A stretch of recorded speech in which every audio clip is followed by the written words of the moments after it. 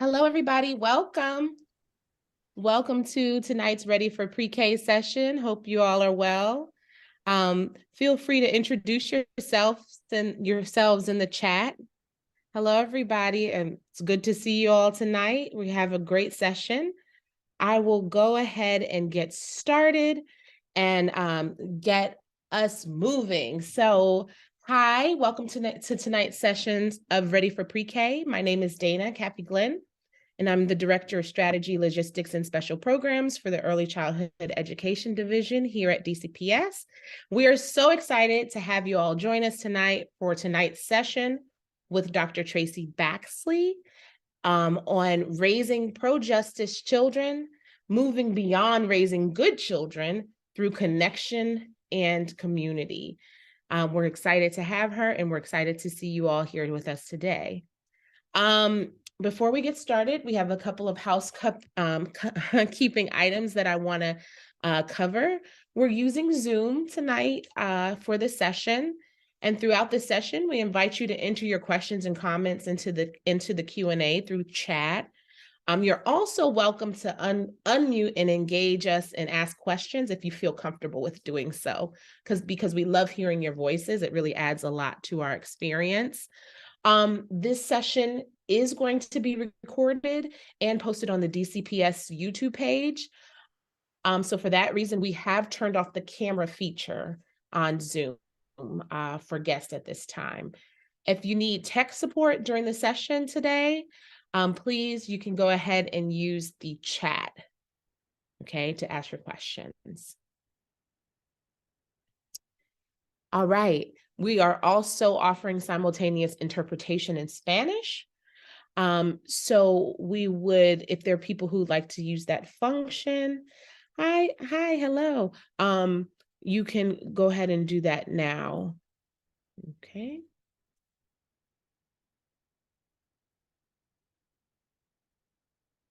Again, if you have any technical challenges with that, please reach out and say something in the chat so we can get to you to support you.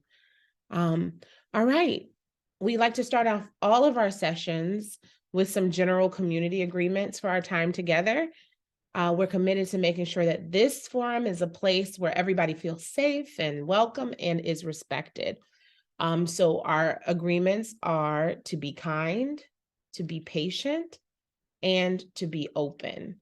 So thank you all so much for your commitment in advance. All right. All right. And so now it's my honor to introduce our special guest for this evening. Dr. Baxley joined us last year to offer a 3-part series on talking about race with very young children that you can check out on our DCPS YouTube channel. And last month, she joined us for a wonderful session on anti-bias parenting. Dr. Baxley is a mother, a professor, a belonging advocate, and author of the book Social Justice Parenting: How to Raise Compassionate, Anti-Racist, Justice-Minded Kids in an Unjust World. Welcome, Dr. Baxley. Thank you. Thank you, Dana. Thank you for having me again. I'm always excited to be here. Thank you. I did not get the globe. I don't know, am I supposed to be clicking on something for interpretations or? It hasn't popped up yet for me either. Okay. So I think our interpreter must be running a little bit behind. As soon as she's able to join, I will definitely stick a message in the chat or interrupt the session to remind us all that she's on, and we can change that. Perfect. Thank you all. Thank you. Okay, I'm going to share my screen now, if that's okay, Dana.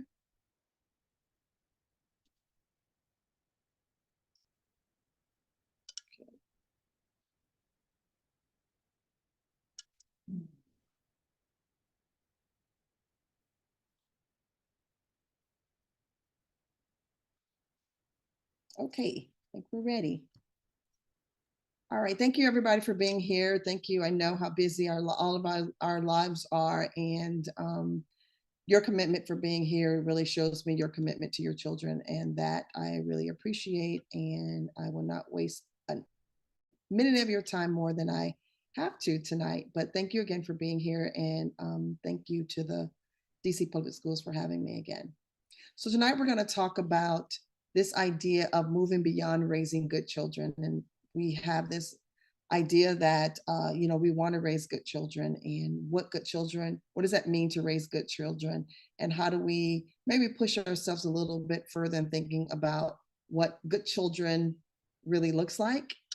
And I like to call it, really raising pro-justice children. And we'll talk a little bit about the difference tonight. And I'll offer you a couple of practical ideas of how we can go about doing that. So when I ask parents the idea of what does it really mean to raise good children, their answers fall between these kind of two ways of thinking when they are defining the word good. So it's either it means that those kids who are compliant, right? They do what they're asked, they follow rules, they status quo feels safe for them. And often these children are, I would say, even raised in the shadows of their parents' fears, right? Because you want your kids to just kind of keep marching forward. And a lot of this has to do with the way that we're raising kids. And sometimes it's based on our own childhoods and our own experiences in life. And then the second definition that often comes up when I ask parents about raising good children, it means raising kids that follow this kind of moral compass, right? Yeah. Raising kids that are kind and compassionate, who do no harm to others, who maybe live by the golden rule. This is I think, a good way to raise children, right? We want less harm. The less harm we see in the world, the better, right? Especially after we just had another tragic shooting in Nashville this week. And just take a moment to say my thoughts and prayers going out with those families and that community. And we all should use this time to be more proactive, be pro-justice, and making sure that this kind of thing stops happening in the world around us. But as my husband and I really kind of started raising our own families, our own family, I wondered if, this idea of raising good children or raising good human beings was really enough.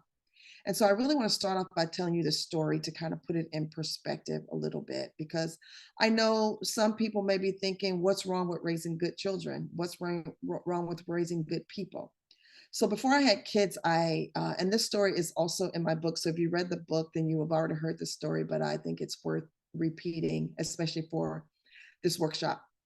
But before I had kids, I was a part of this 8-week boot camp. It's fitness boot camp. And there was a group of about 15 of us, and it was in the summer. And we met twice a day for 6 days a week. We met early in the morning before people went to work, and we met again in the evening.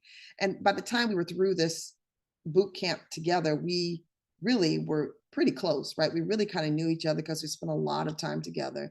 We got to know each other well. We really grew in love with each other in that group, and including our instructor, who was this ex-Marine with a hard hand and a very soft heart. And so during that time period that we were together, he invited us often to his house for happy hour, for dinners, for an extra session. And we had this awesome bonding experiences that we became like a family.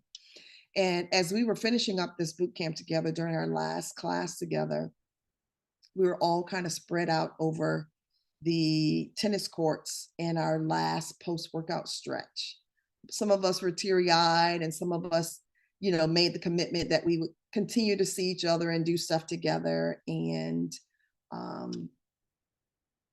the instructor asked his children, who may have been like 8 and 10 at that time. He had older daughter who may have been about 10, and the son was like 8, to go around and pick up all the equipment that we had used during that time while we were still stretching.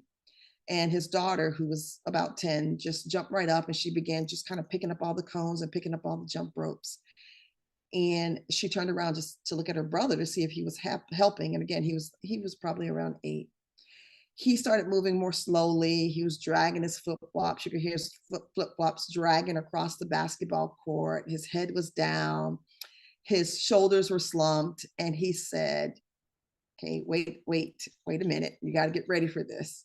She said to him, stop being like a lazy and she said the N word and helped me pick stuff up. And so nobody on that court at that point said a word. I think everybody was kind of in shock. And I'm sure everybody on that court that I had spent the last 8 weeks with, they considered themselves or would describe themselves as good people, including my instructor. But then my mind started thinking, were they all ascribing this value judgment of being lazy to Black people? Did they all feel that way? You know, probably not. But do you think that their parents would say that they raised good people? Probably so.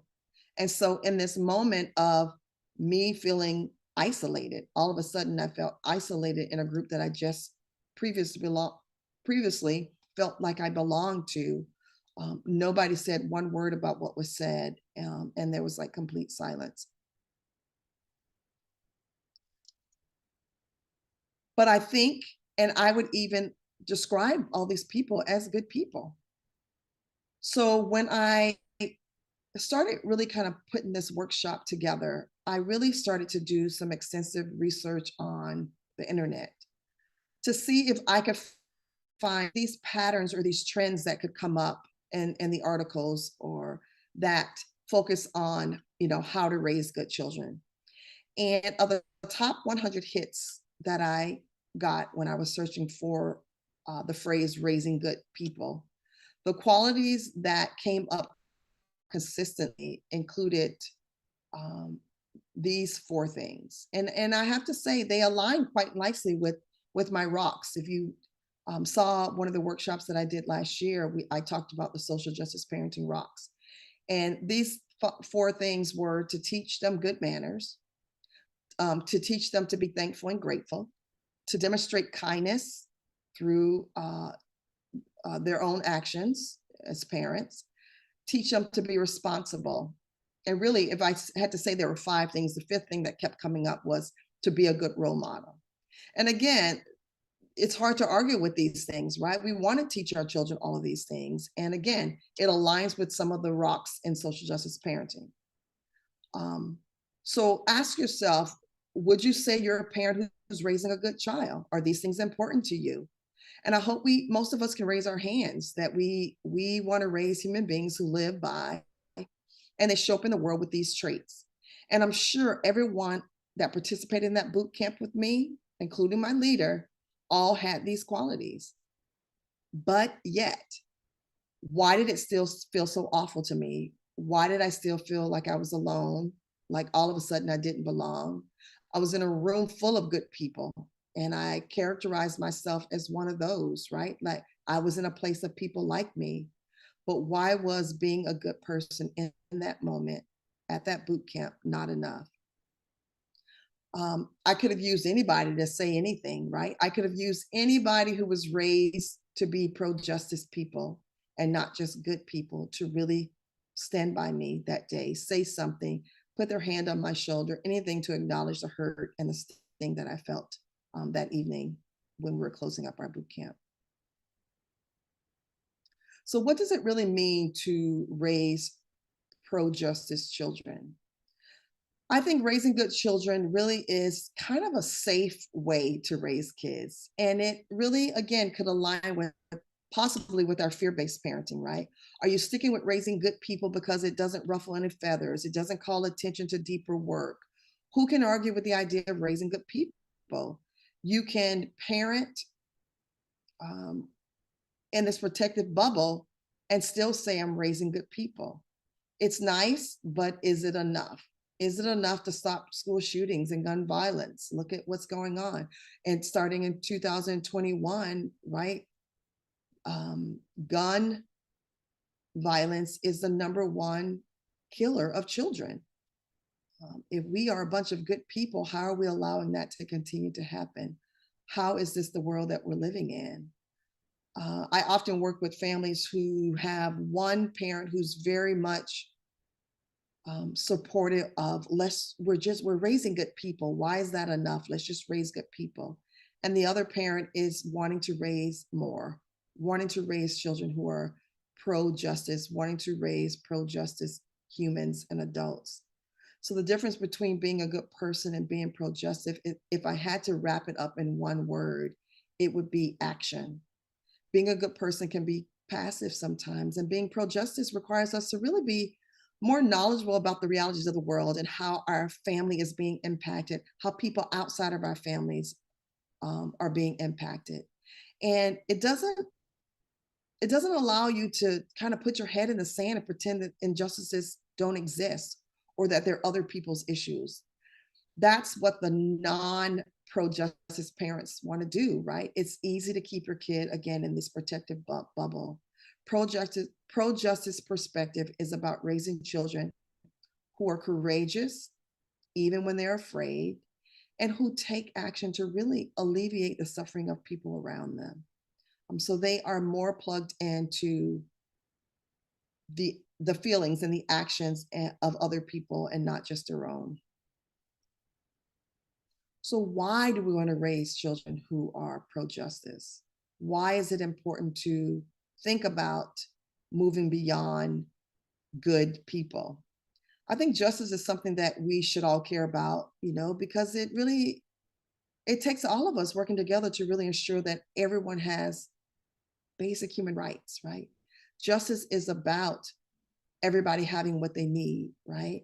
Raising children in a pro-justice way really supports their understanding of injustices, not only from a kind of people's or an individual's perspective, but I think even more importantly, when we think about raising pro-justice humans, we are really laying the groundwork for them to understand systemic issues in our society, not just individual issues, but the systemic issues that require more than just our feelings and our emotions, but that it requires us to think about what we need to take action to make small and permanent changes.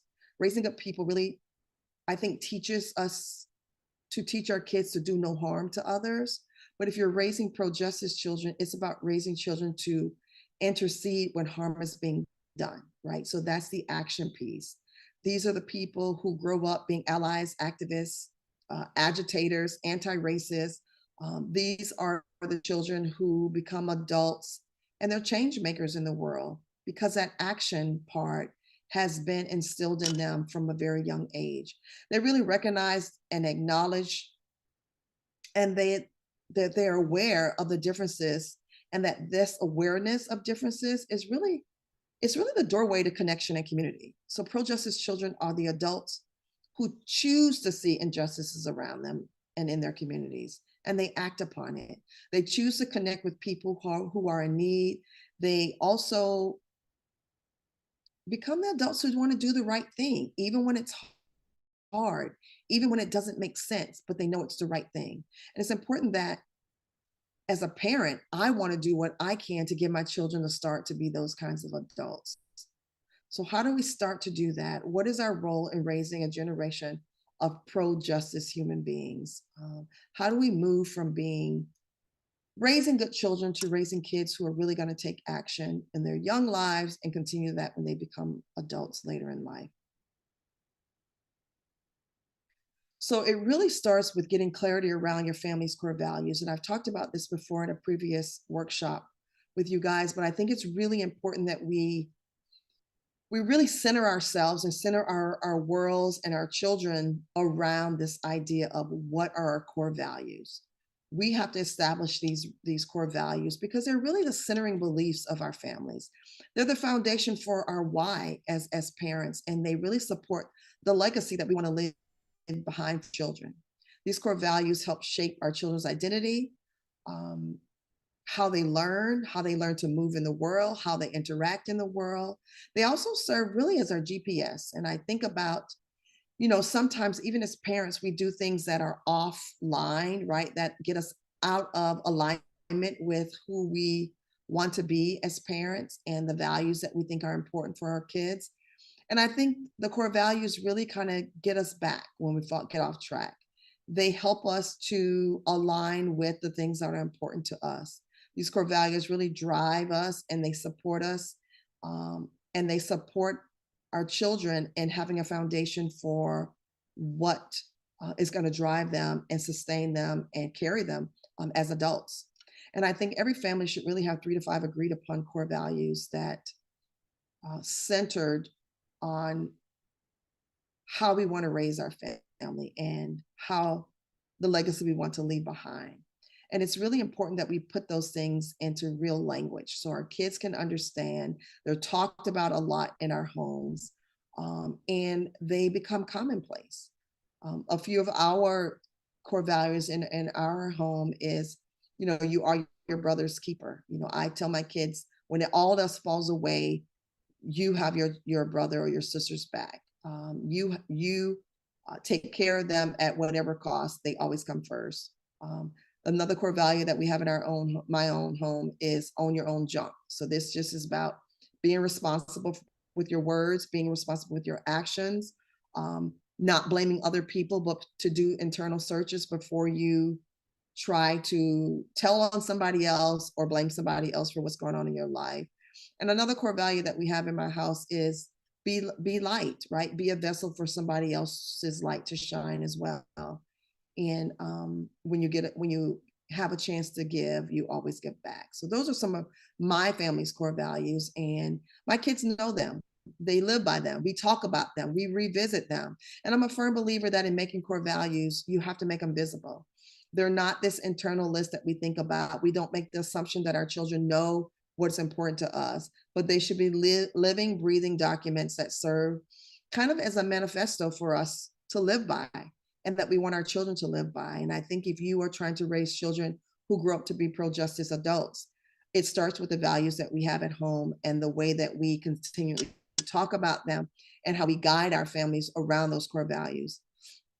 And so I think if you're starting to have active dialogue around these things, I think some of these questions that we have here on the screen are really great ones for you to think about how you come up with your core values. And I know you guys have little ones at home, so they may not be able to help you as much, but as they start to get to be 4, 5, and 6, they have very real ideas about what they think you think is important in your family. And I think it would be really interesting to ask them, what do you think is important to us as a family? And see if what they are feeling, what they are sensing, what they're gathering from your actions really align with the thing that you're trying to teach them in your home. So these questions about, talk about what's important to your family. What does your family believe in? What would you like to do? What are the things you like to do as a family? How do we want to treat other people in our families and in our communities? And then how do we affirm each other? So have some dialogue around those questions and then come up with 3 or 4 really core values that will really help lead you into raising kids who are pro-justice. So these are some tips that I have for us to do more internal work, right? So I think when we have little ones, we want to do stuff with them, but sometimes that work starts with us. We have to make sure that things are right with us as we start to open up and bring our children into some of those core values. And as we start to demonstrate and model and question and lead into our own children's curiosities around what pro-justice human beings look like and what do they do. And so there's no magic pill for raising pro-justice kids. It really all starts with us deciding to really answer the call. And as you're going about your way to be a good person, right? Like the people in my boot camp, right? You are sometimes paralyzed with the thought of having to address something hard. And I think about the children that were present in that moment during my boot camp, like, what did that teach those children about when someone says something that hurts somebody else? Is it okay for me to sit here in silence and do nothing? And so I think we have to think about what we're doing with our kids and how what we're doing or not doing impact the way our kids think it's okay to respond when they're older. So the first thing I would say is this idea of being vulnerable. It starts with us being able to connect, right, to our own emotions, to our own experiences, to our own stories. And in Brene Brown's book, Atlas of the Heart, she has this great quote that she says, if we want to find the way back to ourselves and to one another, we need language and the grounding confidence to both tell our stories and be stewards of the stories that we hear, right? So being a pro-justice adult means that we want to be stewards of other people's stories. This is the framework for really meaningful connection. In other words, what she's saying is you have to identify and verbalize your own story before you can really be a safe container for mine. And if we want to be pro-justice adults, we have to be safe containers for each other. And in his book, Permission to Feel, Mark Brackett talks about that we learn and we teach our children to connect with their emotions and feelings. And I think we often disengage from feelings more and more these days, like between technology, between our own fears and pains, between just our busyness, right? We leave very little time to just sit and feel. We're walking around pretending, right? Social media is a great place to pretend life is great, right? And we're not dealing with those things that are cause us pain or that may cause other people pain. So we pretend, we wear a mask, we numb ourselves in some ways. And if we aren't careful, you know what we're doing, right? We're teaching our children to do the same thing. So instead of honoring all the experiences, emotions, and feelings that come along with just living our lives, we're teaching our kids that it's okay to cover them up. And I think vulnerability really gives us permission to see our true selves. And then we are then able to really see and hold space and alleviate the suffering for others. The next thing I think we need to do in preparing ourselves to raise kids who are pro-justice is to be brave, do things that scare us, turn fears into small actionable steps, learn about topics that matter to your children, do your work, listen to their suggestions, even when they aren't feasible. I think it's really important that our kids feel like they're being heard, help them to lean into their own intuitions, right? To trust their gut and to help other people. I think this idea of creating safe spaces for them to use their voices in small ways, also big courageous ways, is really important for them. And it's important for us to support them in that. And the civil rights activist John Lewis said, when you see something that's not right, not fair, not just, you have to speak up. You have to say something. You have to do something. You must be bold. You must be brave and courageous. And you must find a way to get in the way, right? He also reminds us that to get in good trouble, to get into good, necessary trouble, to do things with your children that disrupt status quo or that lean into justice and equity. Maybe participate in marches or gatherings, write letters to lawmakers or school leaders with your children, even if they're too young to understand it. The habit of them seeing you do that, it builds a habit for them to become pro-justice adults. I think it's important that you role play with our kids, ways that they show up for others. That way they feel comfortable already doing it when they encounter it in their lives. We need to know that they learn best. We know they learn best through play, and we can incorporate the act of pro-justice into our children's play, create scenarios that require good, necessary trouble for them to solve, connect with other families and communities and groups in your communities that really want to raise more pro-justice adults too. What does that look like for your community? What does that look like for your children to be connected with other people who are also doing the same work? So what can we do, right? What does this look like? And I know I try to do more practical things so that you can see what that looks like in your own world. And I want to take you through a couple of concrete examples of the differences between raising good children or good people and raising pro-justice humans. And I think we talked earlier about the importance of establishing these core values. So I think I want to use a few maybe common core values that people use in their own homes that shows you the perspective of raising good people versus raising pro-justice humans. The change is subtle, right? It may seem subtle, but it's impactful, right? This impactful shift really can happen in a huge way over time. So the first scenario that I want to bring forward is it's holiday. It's the holiday season, right? This is a season of giving. And we want our kids to focus on this act of giving, right? Or being independent about making choices about giving. And so this common value is going to be independence, but it's going to focus on this idea of giving. So as a parent, we want to support our kids' sense of agency. And agency is just really the act of being able to make choices and decisions, right? That's important. That's an important value that we want our kids to be able to make choices and to make good choices and make good decisions about the choices that they make. So in raising good people, the scenario may go like this.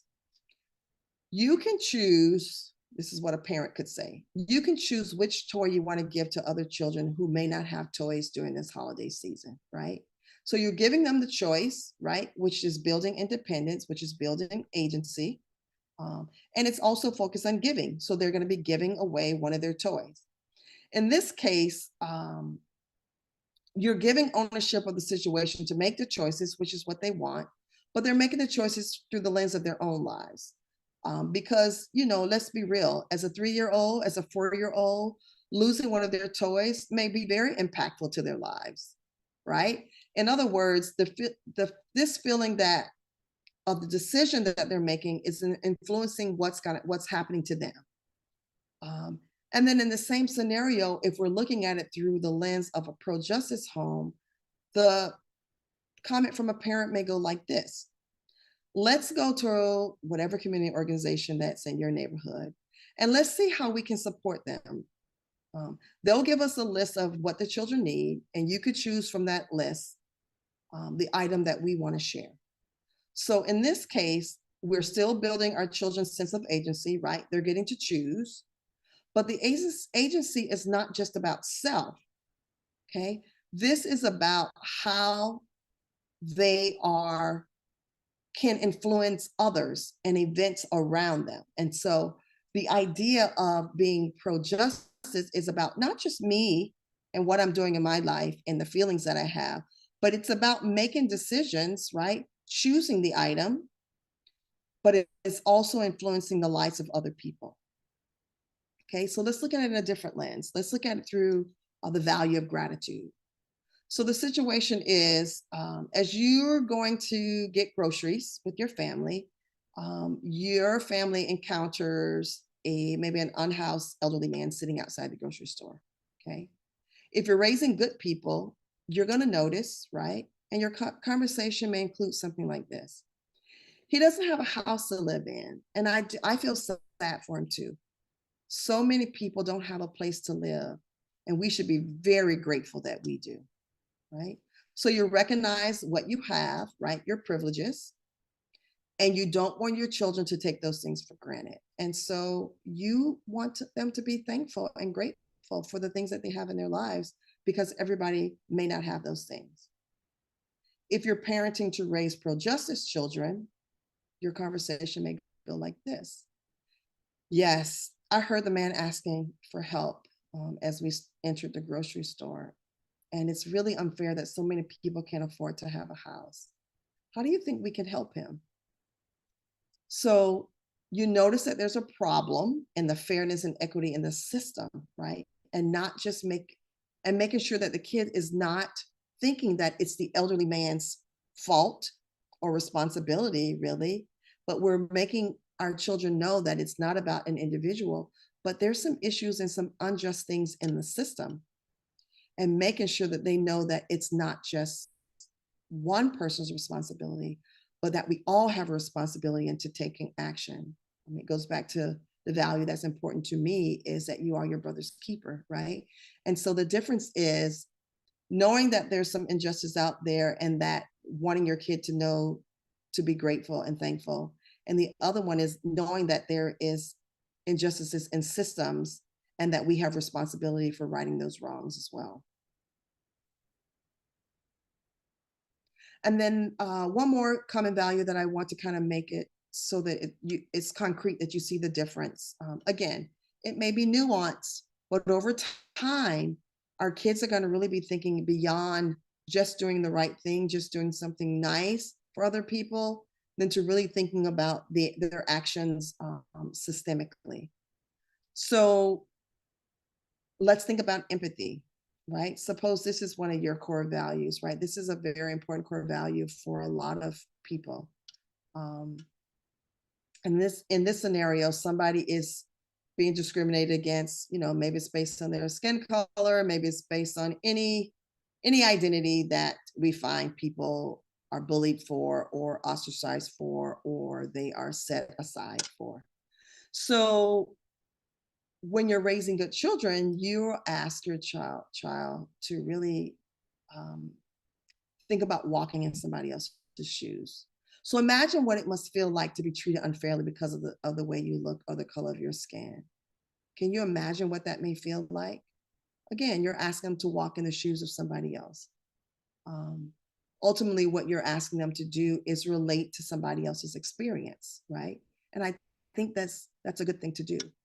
But if we're leaning into the idea of pro-justice perspective of raising children who take action, you're going to ask your children to really listen to and believe in the lived experience of somebody, even when it's not their own, right? And so people want to be seen and valued. So you may say something like, let's listen to Gina describe what she's going through. I think she may really need someone to hear how she felt when she was treated unfairly. So in this way, you are connecting to the person who's having the experience and not just the experience. And I think what you do in this case, you're really validating the humanity and the truth in that person and their lived experiences. So one, you are empathizing with their experience. The other one, you're validating them as a person and connecting to them as a human. And then, of course, you can always follow up with, what do we need to do as a family to make sure this doesn't happen again? How do we stand up for people when this happens? How can we be allies for people when this happens? So I think this idea of raising pro-justice human is really about the action piece. Nothing changes without changes, right? It's important to really talk about feelings and emotions and seeing other people's perspective, but I think it's even more imperative that we really teach our little ones to take action when at all possible. And so I just want to kind of summarize some concrete things that we talked about and things that you can do in raising pro-justice adults, raising pro-justice humans when your kids are little. I think the first thing is, again, you have to pour into yourself. You have to do the work, internal work, in order for our children to be able to see the manifestation of that. So what do we need to unlearn? What do we need to learn? What do we need to relearn in order for our children to benefit from the work that we do on ourselves?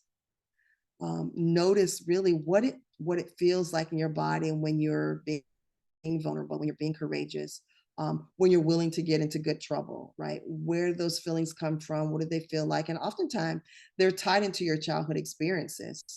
So really be mindful of that and reflect on those things as you start to work on the way that you can show up for your children in a way that teaches them to be pro-justice adults. I think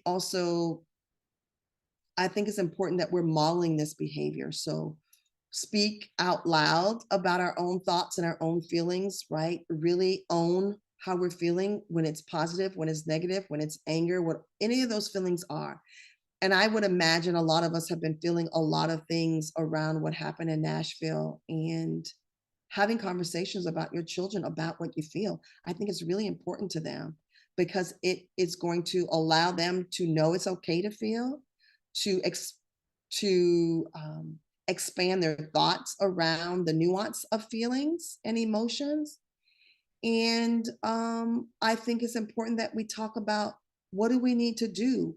Why does our country keep going through these things? What's needed in our government to change these things? So our children know that it's not an individual things, but there's some things in our system systemically that we can help work on even as a family. And I'm always a proponent of reading, right, to our children. I think it's never kind of overplayed. It's a great way to introduce our children to concepts and ways to respond to situations that they may not have actually encountered in their real lives. So I think books and reading gets them ready for things in their real lives. And I think it's important that you stay open to always introducing these things to our children. And I have a couple of books here that I think are really great books that help kids really take action. And it teaches them how to situate themselves in ways that when action is needed, they already feel comfortable doing that. Another way to get our kids comfortable with taking action and being pro-justice is role playing. I talked about in another workshop this idea of giving them back pocket talk, right? When you role play and you have sentences or phrases or comebacks that our kids already know that they can put in their back pockets. So when they encounter these places where they need to take action, they don't have to think about it, right? They already know how to show up. So role playing with our kids through their play, using dolls, using different tools, different toys, it can be really helpful for them when they are in situations where they need to be able to stand up and not get paralyzed in the moment like those adults did when I needed somebody to be able to talk back.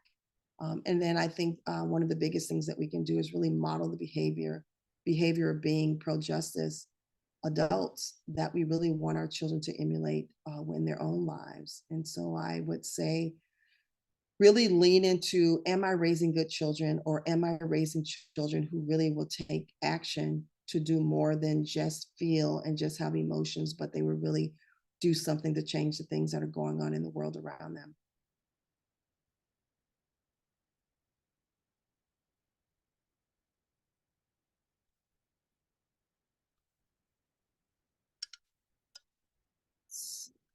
So I guess Dana and Drew, I don't know if we have any questions in the chat or any comments that we can address in our time that we have left. Yeah, absolutely. There was just a really good question posed in the chat that says, I struggle with expressing my feelings about the world around my children while trying to protect them from the horrors. Should I talk about school shooters if they don't know about it? Sorry, I just lost, if they don't know about it, when and how. So, which I think is a really common question for a lot of parents is, how do you address things that are hard or scary, especially when it involves violence, without scaring your children? Yeah, I think this is, okay, my first thought on that is, even if you don't say anything, your children can sense there's something going on in the world, right? I think we sometimes think we're creating a cocoon around our children when we really are not.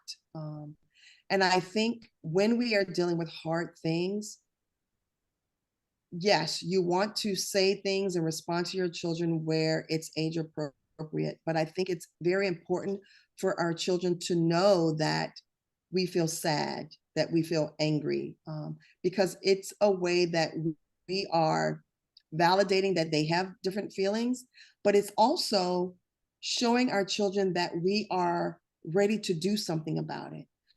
So I would say, and I don't have young kids anymore. My youngest is now 13. But when they were young, I would say, something happened in the world today that makes me sad and it makes me angry. Let me tell you why. It made me sad because some children were not safe. We didn't keep some children safe. And some parents are very sad that their children weren't kept safe. It makes me very angry because I think as a society, as a group, as a community, there's more things that we can do to help keep our children safe, and to make more laws that will help people keep our children safe. What does that look like? What could we do? How can we help talk about laws that we can pass and make sure all of our children are being kept safe?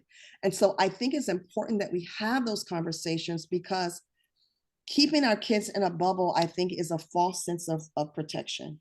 And I also think, if we think about those parents who could not keep their kids in a bubble on Monday, I almost think, because I believe I try to parent my kids from this village perspective, that We are all in this thing together. And if they couldn't keep their kids safe and protected, I think I owe them and their children a conversation with my own children about what's going on in the world. And I think we can save them from some of the hard details, but I don't think we should save them from the realities that there's sad things going on in the world. But we can live in active hope, and we can think about ways that we can make some changes in our sadness. Thank you, Dr. Baxley. There are a few more questions that were submitted ahead of tonight's session. How to recognize my own bias and promote empathy in my classroom? Yeah, that's the hard work, right? That reflection part, that is, it's hard to make those changes with our children if we're not being honest with ourselves.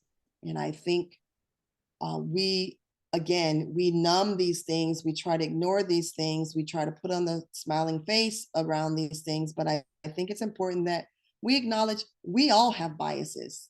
And the minute that you say you don't, then you're not being honest, right? I have my own biases. But I think the fact that you're recognizing that you have a bias is really the first step to that. And then I think when those biases arise, when you're in your classroom, I like the idea of just journaling about them, like what bubbled up from you in that moment, and then try to connect it to an experience in your life that you're drawing from that caused that bias to happen. And oftentimes we will see that it was an incident in our lives or incidents in our childhood that we can connect it to in order to be able to deal with it. But I think recognizing that you have them, writing down when they come up and how it made you feel, trying to connect it to something in your past life, and then exposing yourself to things that can help you to work around those biases. I think is really important. But yeah, we have to do the work in order to be able to really raise children who have less biases or who can work through their own as well. Thank you. There's one more here that was submitted before the session. What tips do you have to maintain optimism in the face of systemic issues? I call it active hope, right? It is, and it's been particularly difficult for me this year. With everything that's going on in terms of school districts, basically the erasure of people, the banning of books. We've had more police shootings. We've had more school shootings. These 4 months have been very, very difficult for me to stay in that space of active hope. But I think that is what sustains me. I let myself feel all the feels, right? I may have to take 2 or 3 days off to really kind of sit with it. I do a lot of meditation. I do a lot of spiritual practice around it for me to feel better. And then I show up and teach. I show up and act. I show up and give, whether it's money, time, whatever it is. And that gets me from the space of feeling like despair and hopelessness. And it puts me in a space of really the active hope part. And I think the active hope is not just hoping that things get better, but really what action am I doing to make things better, even in the midst of things not feeling good right now. But I think giving yourself grace when you feel that is really important too. Like we put on the mask of trying to pretend that it doesn't exist. And I think sitting in it for a little bit, but not staying in it is the key. Thank you. Any other questions on the floor? I know we're coming down to the last 5 minutes here. I see Drew has put the attendee survey in the chat. So thank you so much, everyone, for joining us tonight. Listen, we have an awesome gift. I always like to say this because I feel like special, like, one of these talk show host or something like that. But please fill out your survey to enter, because your name will be entered into a drawing to win an autographed copy of Dr. Baxley's book, Social Justice Parenting. We're excited about that. Thank you all for joining us today for tonight's session. If there are no more questions, last call. And as always, if folks think of a question, right after you end the meeting, you're like, oh, I really wanted to ask this, please just send us an email. We're hoping to put together a list of questions and get those responses back to you. And I see James in the chat says, Yay, James. Autograph. Good.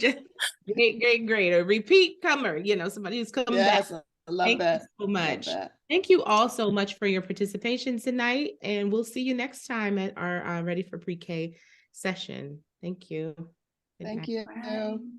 Thanks, everyone. Have a great night. Thanks, Dr. Baxley. Thank you, so Drew. much, Dr. Thank you, Baxley. Dana. Thank you.